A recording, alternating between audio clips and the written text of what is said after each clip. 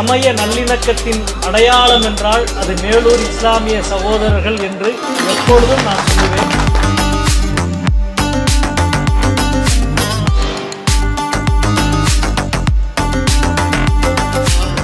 கிராமத்திலே இருக்கிற இந்து சமூகத்தினுடைய சீர்வரிசைகள் வரிசையாக வந்ததை காலையிலிருந்து நண்பர்கள் சொல்லிக் கொண்டிருக்கிறார்கள். இதுதான் இந்தியாவுக்கு நாம் எடுத்துச் சொல்ல வேண்டிய செய்தி, எடுத்துச் சொல்ல வேண்டிய கலாச்சாரம்.